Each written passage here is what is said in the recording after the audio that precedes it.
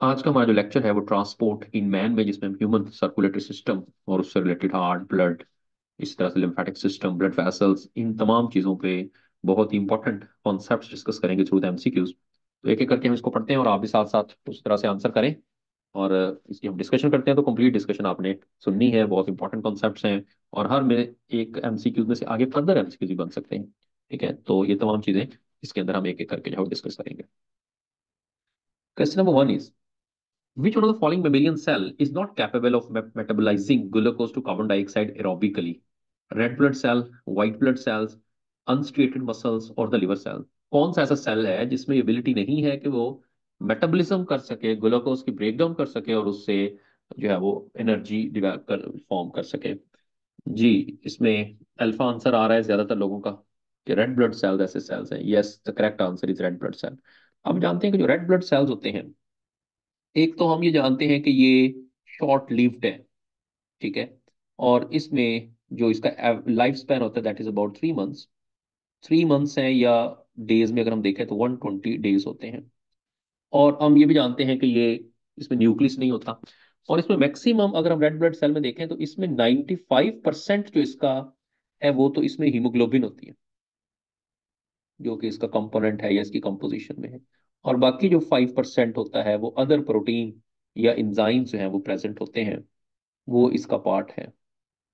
Other proteins हैं या इसके अंदर इंजाइम्स हैं, जैसा कि बहुत इंपॉर्टेंट इंजाइम आप जानते हैं रेड ब्लड सेल के अंदर जो प्रेजेंट होता है उसको हम कार्बोनिक एनहाइड्रेज कहते हैं, जो कि ऑक्सीजन की हीमोग्लोबिन के साथ फॉर्मेशन या कार्बन डाइऑक्साइड जो है उसके जो रिएक्शन होता है उसके लिए जो है वो रोल प्ले करता है। तो ये न्यूक्लियस नहीं है, कोई इसमें ऑर्गेनल नहीं होते, जिसकी वजह से इसके अंदर मेटाबॉलिज्म नहीं होती है, डिसइंटीग्रेट होते रहते हैं। तो इसमें करेक्ट ऑप्शन जो है वो रेड ब्लड सेल है। बाकियों के अंदर तो एक्टिव मेटाबॉलिज्म का फिनोमिना होता है। नेक्स्ट क्वेश्चन है, blood colloidal osmotic pressure mainly maintained by the which plasma protein? Globulin, albumin, fibrinogen और प्रोथ्रोम्बिन? कौन सी ऐसी प्रोटीन है जो कि कोलाइड ऑस्मोटिक प्रेशर जो होता है ब्लड के अंदर, जिसकी वजह से ब्लड जो है उसके अंदर मूवमेंट आती है और वो अदर कंपोनेंट को रिटेन करता है, वो कौन बनाता है? और मैक्सिमम किसकी कंट्रीब्यूशन है? जी, आंसर आ रहे हैं और ज्यादातर लोग बी कह रहे हैं, कुछ कह रहे हैं ए। अलीशा ने ए कहा है, लेकिन बाकी सबने बी कहा है। तो सबसे ज्यादा मेन जो कंट्रीब्यूशन होती है वो एल्ब्यूमिन की होती है। ओके, ये बड़ा इंपॉर्टेंट पॉइंट है कि एल्ब्यूमिन का जो रोल होता है that is about 75% in the colloid osmotic to maintain the colloid osmotic pressure. Globulin का जो है वो भी रोल होता है, लेकिन वो रोल जो होता है वो 25% होता है।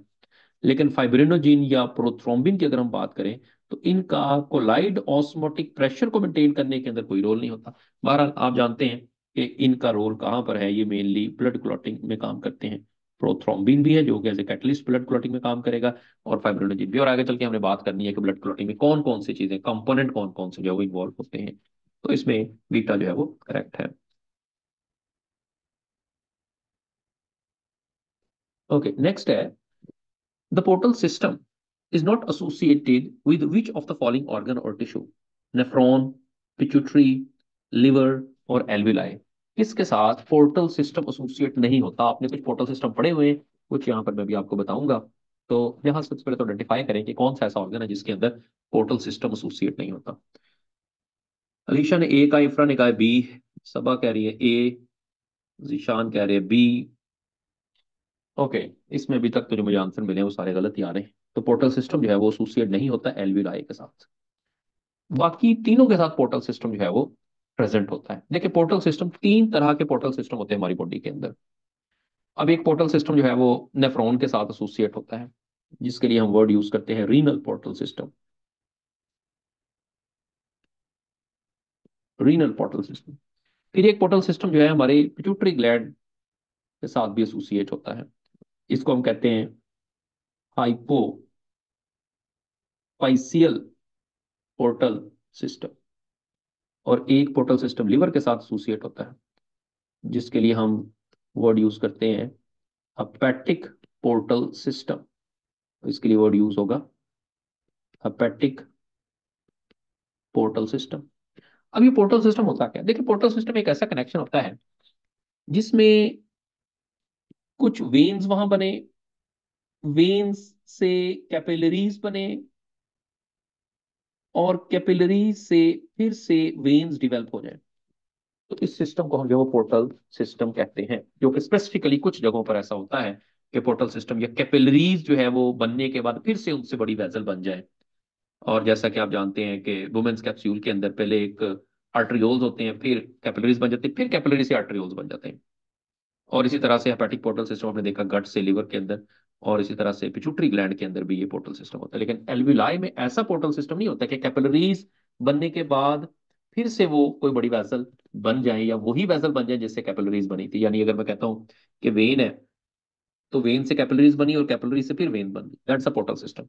या मैं कहता हूँ कि जी एक हम जो पड़ा हुआ है वुमेन्स कैप्सूल के अंदर, नेफ्रॉन के अंदर आर्टरियोल्स है, आर्टरियोल से कैपिलरीज बनी और कैपिलरीज से फिर से आर्टरियोल्स बन गई।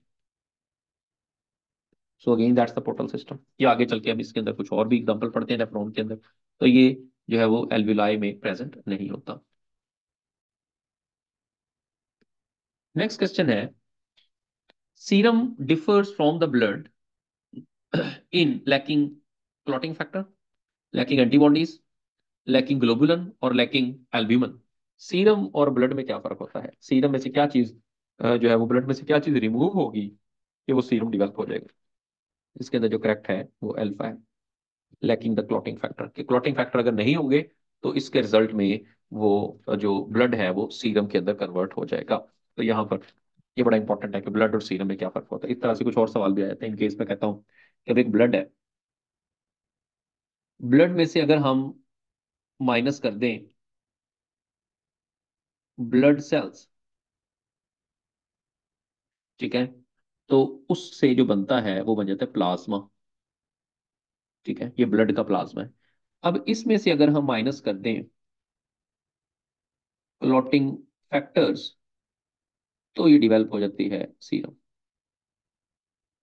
तो ये आपको यहाँ याद रखना है। अगला सवाल है, the following are needed for the blood clotting. Blood clotting के लिए क्या चाहिए? Calcium and vitamin E, calcium and vitamin K, calcium and vitamin A, potassium and vitamin K. Blood clotting में क्या चीजें रिक्वायर्ड होती हैं? जी जरा आंसर करें।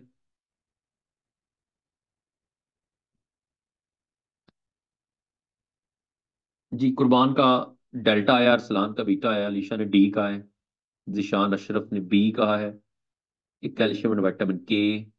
जी और जल्दी से आंसर कर दे जरा। बिस्मा ने भी बी कहा है और इसमें जो करेक्ट आंसर है वो बी है, कैल्शियम एंड विटामिन के। ये दोनों के दोनों ब्लड क्लॉटिंग में बहुत इंपॉर्टेंट होते हैं। बड़ा ही इंपॉर्टेंट क्वेश्चन है कि ब्लड क्लॉटिंग में अब इनका रोल क्या होता है, मैं यहाँ पे लिख देता हूँ। ये जो कैल्शियम होते हैं इनका ब्लड क्लॉटिंग में क्या रोल होता है? ये डिफरेंट जो कोएगुलेटिंग फैक्टर्स होते हैं उनको एक्टिवेट करती है।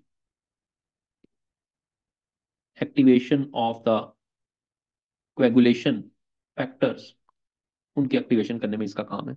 और विटामिन के का हम इससे पहले भी एक दिन लेक्चर के अंदर पढ़ चुके थे कि विटामिन के जो होता है that involves in the formation of prothrombin. ये प्रोथ्रोम्बिन की फॉर्मेशन के अंदर काम करता है। और जब प्रोथ्रोम्बिन बन जाती है तो प्रोथ्रोम्बिन जो है फिर आप जानते हैं कि ये थ्रोम्बिन में कन्वर्ट होते हैं।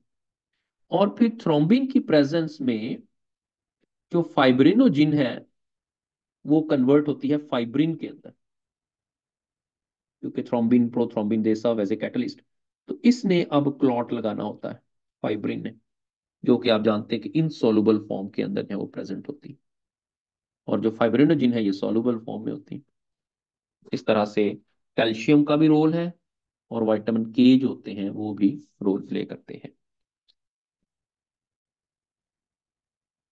उसके बाद नेक्स्ट क्वेश्चन है, मेमेलियन रेड ब्लड सेल्स और बायोकनकेव सर्कुलर नॉन न्यूक्लिएटेड, बायोकनकेव और न्यूक्लिएटेड और ओवल न्यूक्लिएटेड, नन। कुर्बान का आंसर आ गया कि अल्फा, अरसलान का भी आया है अल्फा आंसर आया। यस नाजिया ने, बिस्मा ने, जिशान ने, सब ने अल्फा ही कहा है। यस जो शेप इसकी बायोकनकेव सर्कुलर और नॉन न्यूक्लिएटेड होती है, क्योंकि मेमेलियन जो होता है वो उसमें न्यूक्लियस नहीं होता। हाँ अदर देन मेमेलियन में न्यूक्लियस प्रेजेंट होता है, लेकिन मेमेलियन का अगर बात करेंगे तो उसमें न्यूक्लियस नहीं होता। नेक्स्ट क्वेश्चन है, the most active phagocytic white blood cells, और कौन से active phagocytic white blood cells हैं? Eosinophils and lymphocytes, neutrophils and monocytes, neutrophils and eosinophils और लिम्फोसाइट्स एंड मैक्रोफेजेस। जी इसमें कौन सा करेक्ट है? कुर्बान ने बीटा का है, अरसलान ने डेल्टा का है। सबा ने बीटा, जिशान ने बीटा, इफ्रा ने बीटा। यस, इसमें जो करेक्ट आया वो बीटा ही है। अरसलान ये नोट कर ले। ये जो लिम्फोसाइट्स हैं वो फेगोसाइटोसिस नहीं करते। लिम्फोसाइट्स में बी और टी लिम्फोसाइट है, आप जानते हैं उनका रोल डिफरेंट है। लेकिन न्यूट्रोफिल्स और मोनोसाइट्स होते हैं, ये फेगोसाइटोसिस के अंदर जो है ये रोल प्ले करते हैं, तो form of the white blood cells. Okay, next question है which type of white blood cells are concerned with the release of histamine and the natural anti coagulation heparin. तो हिस्टामाइन और हैपरन की जो production होती है वो कौन से व्हाइट ब्लड सेल से होती है? एसिनोफिल्स, मोनोसाइट्स, न्यूट्रोफिल्स और बेसोफिल्स। बड़ा इंपॉर्टेंट क्वेश्चन है ये भी। डेल्टा आंसर आ रहा है। यस अलीशा, सबा, सब डेल्टा कह रहे हैं। और जो करेक्ट आंसर है वो डेल्टा ही है। बेसोफिल से और एसिनो जो इसके अंदर जो है वो हिस्टामाइन और हेपरिन प्रोड्यूस होते हैं। हिस्टामाइन का तो यहाँ आपको बता दिया, there the anti coagulating. Anti coagulating का मतलब यही है कि that prevent the blood clotting, ये ब्लड क्लॉटिंग को रोकते हैं, प्रिवेंट ब्लड क्लॉटिंग। और हिस्टामाइन जो है ये एलर्जिक रिएक्शन जो है वो भी कॉज करते हैं। एक तो ये एलर्जी के दौरान, और मेनली हिस्टामाइन जो है इसका काम दो तरह से काम होता है। इसमें एक इसका काम जो है that is the contraction of bronchioles, ये ब्रोंकियोल्स होते हैं उनको कॉन्ट्रैक्ट करते हैं। दूसरा एक और रोल भी प्ले करते हैं ये, और वो रोल जो है that is the dilation of blood capillaries. Blood capillaries को डायलेट करने का रोल भी इसके अंदर होता है। तो ये इसमें आपको ब्रोंकियोल्स, ब्रोंकियोल्स होते हैं यहाँ, ये मैं थोड़ा सा इसको करेक्ट कर दूं, ऊपर मैंने एलर्जिक रिएक्शन लिखा है। ब्रोंकियोल्स की जब कॉन्ट्रैक्शन होती है ये किस वक्त होती है? That is during the infection. कोई एलर्जिक इन्फेक्शन के दौरान ये ब्रोंकियोल्स कॉन्ट्रैक्ट करते हैं। तो ये इसके अंदर इनके रोल आपको जो है वो मिलेंगे। नेक्स्ट क्वेश्चन है which of the following is a granulocyte. जानते हैं कि व्हाइट ब्लड सेल ग्रेनुलोसाइट भी होते हैं और ए ग्रेनुलोसाइट भी होते हैं। तो कौन से ए ग्रेनुलोसाइट्स? न्यूट्रोफिल्स, एसिनोफिल्स, बेसोफिल्स और मोनोसाइट्स। जी, डेल्टा आंसर आ रहा है ज्यादा लोगों का। और जो मोनोसाइट और लिम्फोसाइट होते हैं दोनों के दोनों ए ग्रेनुलोसाइट भी होते हैं, लिम्फोसाइट्स भी इसके अंदर रहते हैं। अब जानते हैं कि व्हाइट ब्लड सेल की जब हम क्लासिफिकेशन करते हैं, एक तो उसमें जो साइटोप्लाज्म की अपीयरेंस होती है, अपीयरेंस आपको बताया कि ग्रैनुलर भी हो सकती है और ए ग्रैनुलर भी हो सकते हैं।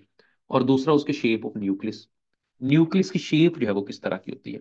तो लेक्चर में हमने न्यूक्लियस की शेप को भी डिस्कस किया था कि हर एक व्हाइट ब्लड सेल में किस में न्यूक्लियस बाइलोब्ड है, किस में उसमें 2 to 5 लोब्ड है, कुछ किसके अंदर जो है वो न्यूक्लियस राउंड टू लोब्ड है, किसमें completely filled in the cell. तो ये सारी चीजें जो डिस्कस की हुई थी, तो वो भी आपने शेप ऑफ न्यूक्लियस भी इसमें याद रखनी है।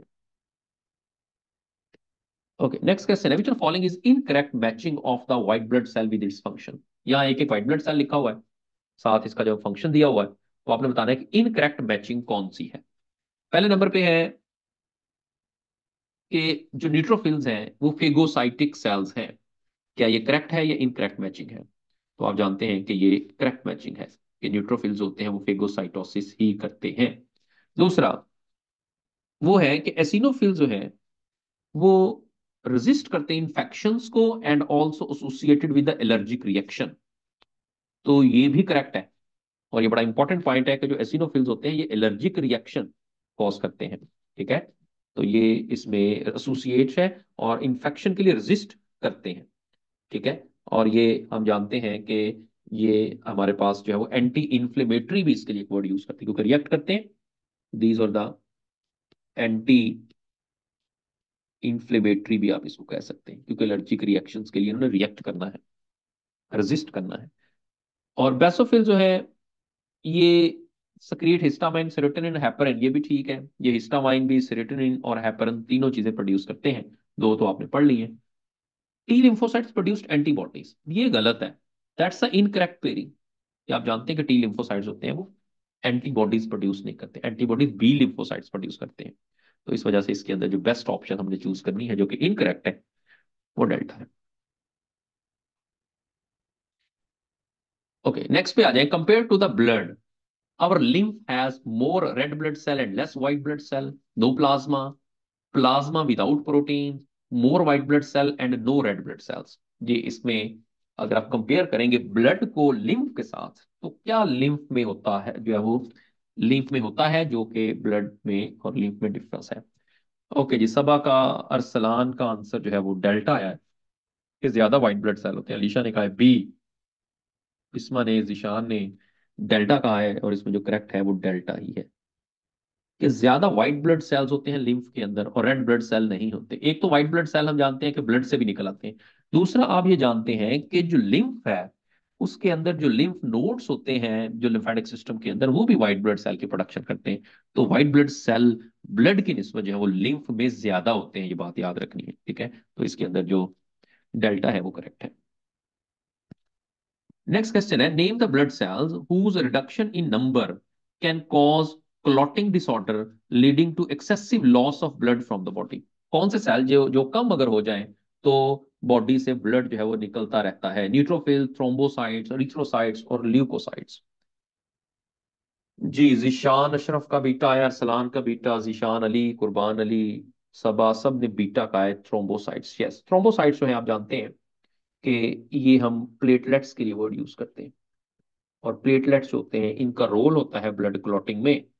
तो ब्लड क्लॉटिंग करने में ये जो ब्लड सेल्स हैं इनका काम है। तो अगर ये नहीं होंगे तो उससे जो ब्लीडिंग है वो होती रहेगी, एक्सेसिव लॉस ऑफ ब्लड होगा। ओके जी, नेक्स्ट पे आ जाए। प्लेटलेट्स और cells fragments, they are not actually the bigger cells but they are the fragments of cells that produce from the thrombocytes, megakaryocytes, monocytes और mast cells। कहां से वो प्रोड्यूस होते हैं?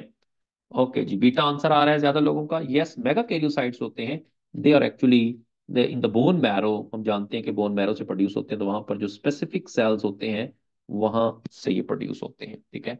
तो बीटा जो है वो इसके अंदर करेक्ट है।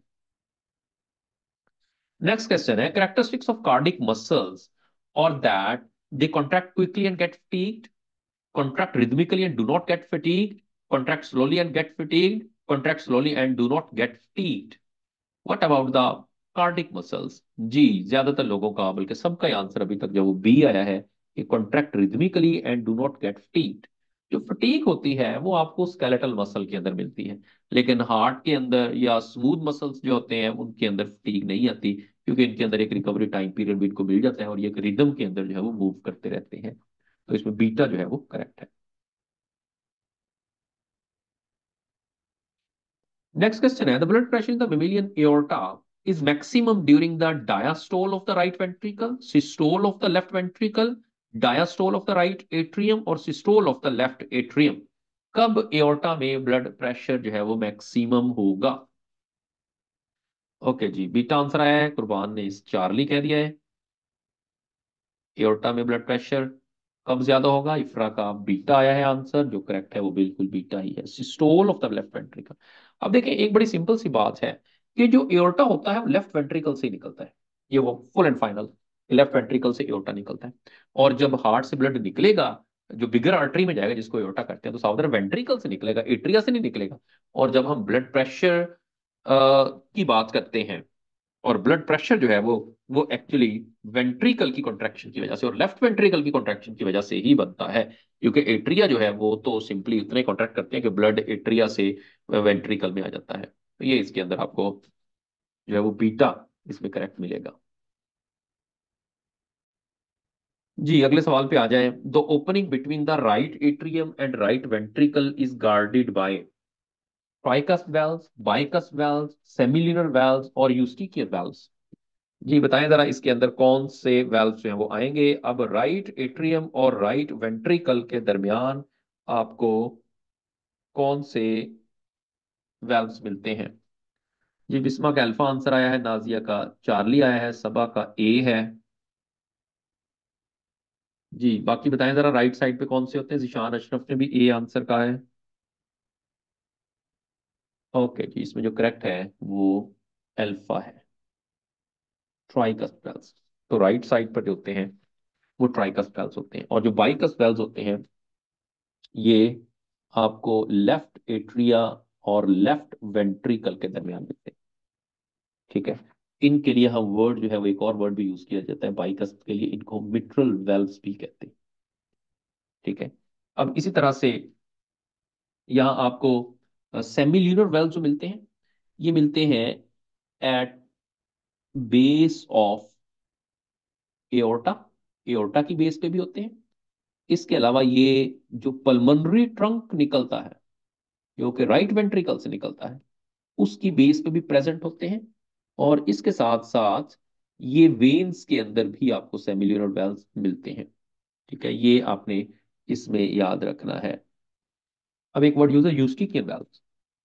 अब यूस्टिकियन वेल्व्स होते हैं, ये एक एम्ब्रियोलॉजिकल, आप कह सकते हैं कि रेमिनेंट है, यानी अब तो अडल्ट के अंदर इसका इतना रोल जो है वो नहीं होता, लेकिन ये हम इसके लिए एक वर्ड यूज करते हैं, that is the embryological remnants. Remnants का मतलब है कि जो बच जाए थोड़ा सा, आप ये कह सकते हैं नॉन फंक्शनल पार्ट यहाँ पे होता है। लेकिन ये प्रेजेंट कहाँ पर होते हैं उनके अंदर, ये इंफीरियर वेना कैवा के अंदर होते हैं। इंफीरियर वेना कैवा जो नीचे से ऊपर की तरफ जो है वो लेके जाती है। और ये जो कि राइट एट्रिया के अंदर ओपन होती है, आप जानते हैं जो फीटल के अंदर ये वेल्व एक्चुअली प्रेजेंट होते हैं। तो ये आपको इंफीरियर वेना कैवा के अंदर मिलते हैं। जी नेक्स्ट आ जाए। The first heart sound is associated with, heart sound आप जानते हैं, दो heart sound, first heart sound lub और दूसरी हार्ट साउंड डब होती है। तो it's associated with the closure of the semilunar valves, closure of the tricuspid and bicuspid valves, opening of the semilunar valves और the opening of the eustachian valves. पहली heart sound कब आती? जिशान ने कहा है सी, बिस्मा ने कहा है बी, अलीशा का आंसर भी बी है। जी जिशान, अशरफ ने, अरसलान ने बी कहा है, और ये आंसर जो करेक्ट है वो बिल्कुल बी ही है। जो पहली हार्ट साउंड आती है वो closure of the tricuspid bicuspid की है, या इनको हम एट्रियो वेंट्रिकुलर वेल्व्स भी कहते हैं, इसका एक और नाम भी है एट्रियो वेंट्रिकुलर वेल्व्स। अच्छा एक बात याद रखनी है कि जो साउंड प्रोड्यूस होती है वो जो वॉल्स होते हैं या वेल्व्स होते हैं उनकी बंद होने की है, खुलने की नहीं है। तो फिर दूसरी साउंड कब सुनाई देगी, ये सेकंड यहां आएगी, that is the closure of the semilunar valves. तो ये दोनों साउंड्स हैं वो आपको पता होना चाहिए। ओके, नेक्स्ट है, which is responsible for initiating and maintaining the rhythmic contraction contractile activity of the heart. कौन जो है यहाँ पर आपको मिलेगा जो कि मेंटेन्ड या इनिशिएट करता है rhythmic contractile activity of heart? SA node, AV node, Purkinje fibres और बंडल ऑफ हिस। ओके जी, अल्फा आंसर आ रहा है सब लोगों का, क्या सब ने ये अल्फा कहा है? कि एसए नोड जो होते हैं, ये एसए नोड जो है इनको हम कहते हैं these are the pacemakers, या इनको हम नेचुरल पेस मेकर्स कहते हैं। जो हमारी बॉडी के अंदर पेस मेकर्स का मतलब ही ये है कि जो पेस होती है, स्पीड है या रिदम है, उसको ये कंट्रोल करते हैं। अब सबका क्वेश्चन ये आ जाता है, ये चारों चीजें आपके सामने लिखी हुई हैं, या मैं इनके बारे में थोड़ा सा बता दूं। नोड्स का तो आपको पता है, एस से और एवी नोड्स, इसमें दो तीन वर्ड यूज, एक इसमें जो है वो वर्ड यूज है प्रिकिंजी फाइबर्स। अब ये प्रिकिंजी फाइबर्स क्या होते हैं? ये हमारे पास जो है वो ब्रांच फाइबर्स मिलते हैं, और ये फाइबर जो है वो प्रेजेंट कहां पर होते हैं? ये प्रेजेंट होते हैं वेंट्रिकल वॉल्स के अंदर। ठीक है, ये प्रिकिंजी फाइबर है। और जो बंडल ऑफ हिस है, ये एक्चुअली हार्ट के मसल्स हैं, ये हार्ट मसल्स होते हैं। और इनकी अगर आप लोकेशन देखते हैं, तो ये स्पेसिफिकली जो प्रेजेंट है वो इंटरवेंट्रिकुलर सेप्टा के अंदर प्रेजेंट होती है, यानी वेंट्रिकल के दरमियान जो सेप्टा होता है। अब समटाइम ये आता है कि जो सीक्वेंस होता है ट्रांसमिशन ऑफ द इलेक्ट्रिक, जो उसके अंदर जो है वो कंडक्शन होती है, तो वो सीक्वेंस क्या होता है? देखिए वो सीक्वेंस इस तरह से होता है कि सबसे पहले एस से नोड के पास सिग्नल आता है, एस से नोड से एवी नोड के पास जाता है, एवी नोड से वो जाएगा बंडल ऑफ हिस पे, और वहां से फिर वो प्रुकिंजी फाइबर्स को, ये आपने सीक्वेंस जो है वो याद रखना है। और प्रुकिंजी फाइबर्स वॉल ऑफ वेंट्रिकल के अंदर फाइबर्स हैं, जहां से फिर वो वेंट्रिकल की कॉन्ट्रैक्शन जो है वो करवाएंगे। तो ये भी इसमें इंपॉर्टेंट है जो आपने याद रखना है।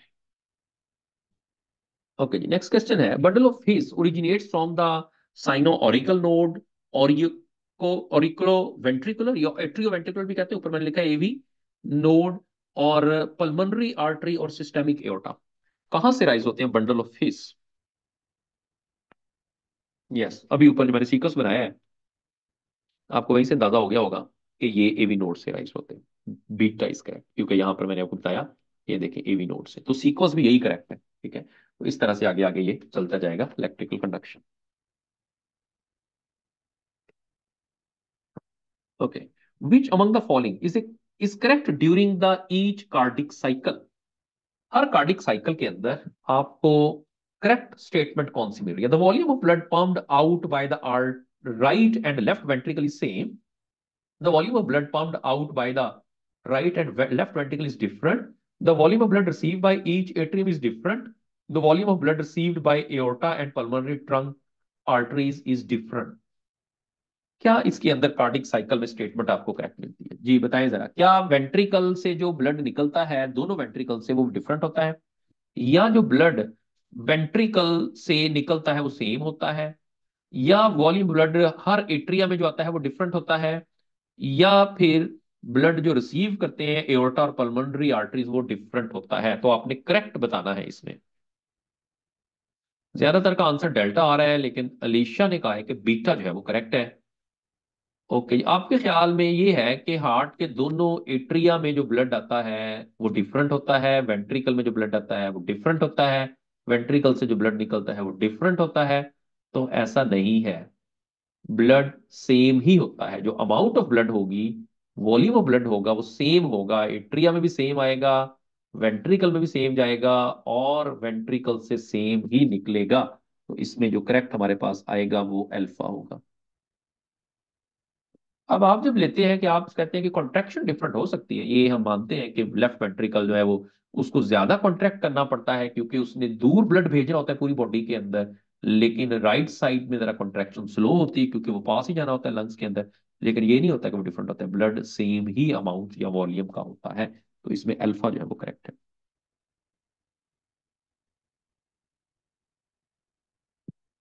Which of the following is first to receive the lymphatic duct from the leg? Left subclavian, right subclavian, right thoracic duct और thoracic lymph duct? लेग से अगर lymph duct आ रही है तो पहले कौन रिसीव करेगा उसको? जिशान अशरफ ने कहा है delta.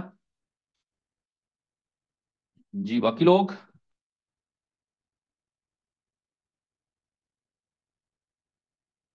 Okay, delta Zeeshan Ali ने डेल्टा का है, बिस्मा ने बीटा का है।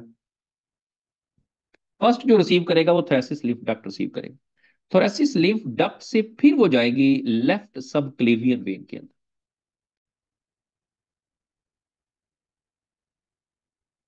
ठीक है, डेल्टा करेक्ट है इसके अंदर। ओके, नेक्स्ट पे चले। Which of the following statement is true for the lymph? Lymph के लिए क्या सही है? White blood cell and serum, all component of blood except red blood cell, platelets and some protein, red blood cell, white blood cell and plasma, red blood cells, protein and platelets. क्या true है for the lymph?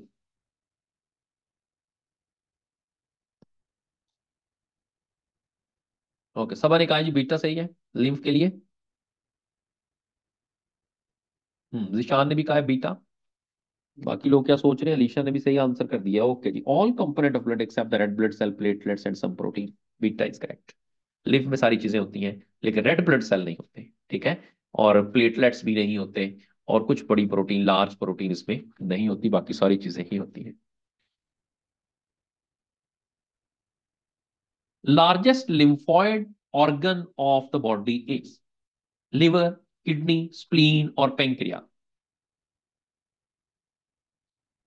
Ifra ने कहा है beta, Nazia ने alpha, Bisma ने Charlie, Zeeshan ने ए, अरसलान ने सी। जी मैं इसका आंसर बता देता हूं, इसको हम स्प्लीन जो है ये लार्जेस्ट लिम्फॉइड ऑर्गन है, इसको हम बॉडी का ब्लड बैंक भी कहते हैं, blood bank of the body. ठीक है, नेक्स्ट है the structure of which of the following consist of a layer of single cell thickness? इसके अंदर सिंगल सेल थिकनेस की लेयर होती है। ब्लड कैपिलरीज, आर्टरीज, विनियोल्स और आर्ट्रियोल्स। लेक्चर में बड़ी डिटेल के अंदर इन पे हमने बात की थी, तो इसमें जो करेक्ट आंसर है बिल्कुल आप सही पहुंच गए, ब्लड कैपिलरीज जो कि सिंगल लेयर्ड होती हैं। बाकी हम जानते हैं कि 3 लेयर्स होती हैं, और स्ट्रक्चर के। अब डिफरेंट जो ब्लड वैसल्स हैं उसमें लेयर्स जो है वो डिफरेंट होती हैं। जैसे हमने कहा कि ब्लड कैपिलरीज जो है इसके अंदर तो सिंगल लेयर लाइक दिस ये, और इसको हम कहते हैं जो लेयर इसमें प्रेजेंट होती है that is called the endothelium. ठीक है।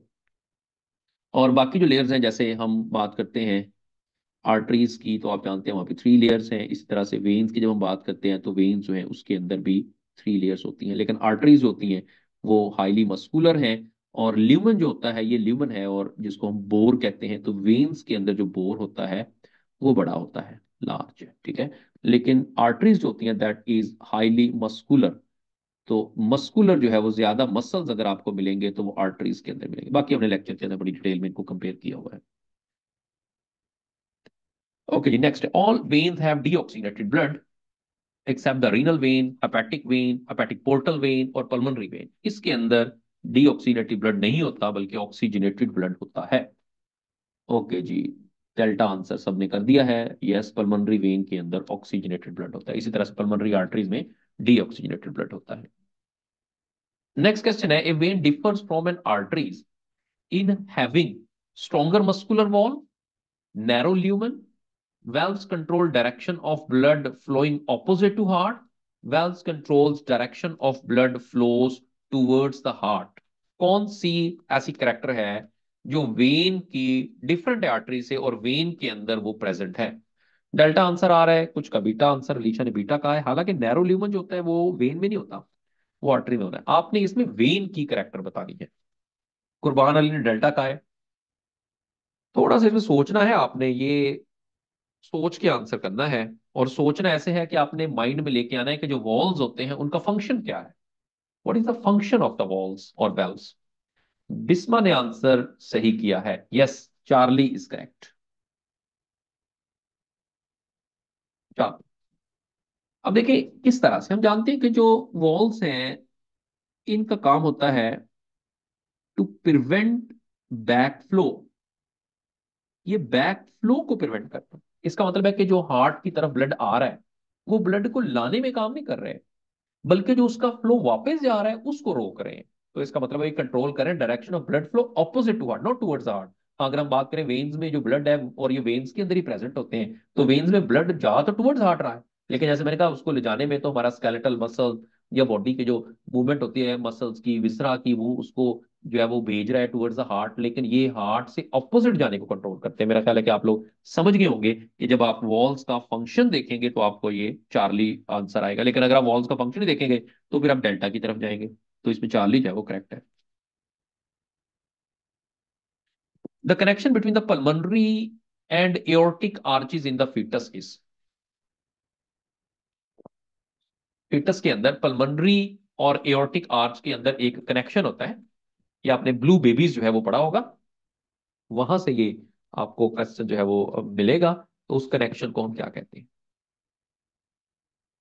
ओके जी, जिशान ने सही आंसर किया है, डक्टस आर्टरियोसिस। ये डक्टस आर्टरियोसिस जो होता है ये पल्मोनरी और एओर्टिक आर्च के दौरान फीटस में कनेक्शन होता है, क्योंकि देखिए फीटस के जो लंग्स होते हैं वो फंक्शनल नहीं होते, जिसकी वजह से पल्मोनरी पैसेज होता है वो उस पर फंक्शनल नहीं है, तो वहां से वो बाईपास करके एओर्टिक आर्च में चला जाता है और मदर के साथ जो है वो एक्सचेंज करता है। तो इसको हम डक्टस आर्टरियोसिस कहते हैं। और ये जो लिगामेंटस आर्टरियोसम है ये एक्चुअली एक हम कह सकते हैं that is the remnant of the ductus आर्टरियोसिस। ये डक्टस आर्टरियोसिस का ये एक रेमिनेंट है जिसका ऐसा कोई फंक्शन नहीं है। और फोरामेन ओवेल जो है दैट इज द होल, जो फोरामेन का मतलब ही होल होता है, याद रखना है, that is the hole between the right and left atria, उनके दरमियान होल हो जाता है। और ये दिल में जो सुराख आप कहते हैं वो फोरामेन अवेल होता है, जिससे अब इसमें ब्लड की मिक्सिंग होती है, डक्टस आर्टरियोसिस में ब्लड की मिक्सिंग होती है, लेकिन अब दोनों अलग अलग कंडीशन हो सकती हैं। ठीक है, तो इसके अंदर ये डक्टस आर्टरियोसिस करेक्ट है। Blood supply to heart musculature is via cardiac arteries, coronary arteries, aorta और पल्मोनरी वेन। अब हर एक आर्टरी का पता होना चाहिए कि कौन सी कहाँ पे ब्लड जो है वो लेके जा रही है। तो इसमें सब लोग बीटा आंसर कर रहे हैं, और ये इसमें कोरोनरी आर्टरी होती है that rise from the base of the aorta, और ये हार्ट के जो मस्कुलेचर है उसको ब्लड सप्लाई करती है। ओके, नेक्स्ट है, in mammals the role of spleen is the graveyard of the red blood cell, reservoir of blood, haematopoietic organ, all correct. Spleen का क्या रोल है? जी। ओके, डेल्टा आंसर आ रहा है। यस, डेल्टा करेक्ट है। Red blood cell disintegrate भी होते हैं और ब्लड वहां स्टोर भी होता है, मैंने बताया आपको ब्लड बैंक भी है, और हेमोपोइटिक यानी वहां ब्लड सेल्स की प्रोडक्शन भी हो रही है। नेक्स्ट है blood pressure is measured by, क्या नाम होता है इंस्ट्रूमेंट का जिससे ब्लड प्रेशर मेजर करते हैं? स्फेगमेनोमीटर, फोनोकार्डियोग्राम और इलेक्ट्रोकार्डियोग्राम और स्टेथोस्कोप। ओके जी, अल्फा आंसर सब लोग कर रहे हैं, बिल्कुल अल्फा सही है। ठीक है, इससे हम ब्लड प्रेशर को मेजर करते हैं। जो फोनोकार्डियोग्राम होते हैं, ये एक्चुअली जो साउंड होता है हार्ट का उसको देखने के लिए, साउंड ऑफ हार्ट को डिटेक्ट करने के लिए कि ये नॉर्मल साउंड है या नहीं। इलेक्ट्रोकार्डियोग्राम जो होता है, ये हम जानते हैं कि इलेक्ट्रिकल कंडक्शन जो होता है उसको डिटेक्ट करने के लिए, या हार्ट की जो रिदमिसिटी है उसको डिटेक्ट करने के लिए होता है कि हार्ट के अंदर क्या करंट पूरा जा रहा है। ठीक है, स्टेथोस्कोप आप जानते हैं कि ये हार्ट की बीट के लिए होता है कि हम ये देखते हैं कि हार्ट या किस तरह से ये काम कर रहा है, तो इसके मल्टीपल फंक्शन होते हैं। Which one indicates the hypertension? Hypertension क्या इंडिकेट कर रहा है? Hypertension is the condition of prolonged high blood pressure, लेकिन ब्लड प्रेशर बढ़ता है तो साफ जरा इसके अंदर कौन सी रीडिंग आपको हाइपरटेंशन शो करेगी? यस, डेल्टा करेगी, 140 है, 100, ये हाइपरटेंशन है। नेक्स्ट क्वेश्चन है, systolic pressure is higher than the diastolic pressure, क्या वजह होती है इसकी? Due to volume of blood in the heart is greater during systole, arterial contract during systole, blood vessels offer resistance to flowing blood during systole, blood is forced into arteries during systole। किस वजह से high systolic pressure, यानी अब आपको अगर हम blood pressure देख रहे हैं और जो 140 है ये वाला, ये सिस्टोलिक है, ठीक है, और जो 100 है ये डायस्टोलिक। अब ज्यादा रीडिंग आने की क्या वजह होगी? ओके जी, सही है, delta is correct. Blood is forced into arteries during systole, क्योंकि ब्लड को ज्यादा फोर्सफुली सिस्टोल से आर्टरीज भेजा जाता है, जिसकी वजह से वहां रीडिंग सिस्टोल की ज्यादा आती है। और डायस्टोल में क्योंकि वो रिलैक्स कर रहा है, इस वजह से उसकी रीडिंग जो है वो कम आ रही है। तो ये ट्रांसपोर्टिंग मैन में हमने डिटेल में बात की है, तमाम के तमाम कॉन्सेप्ट थ्रू एमसीक्यूज डिस्कस किए हैं। अब यहाँ तक अगर कोई क्वेश्चन है आपके माइंड में या कंफ्यूजन है तो आप पूछ सकते हैं।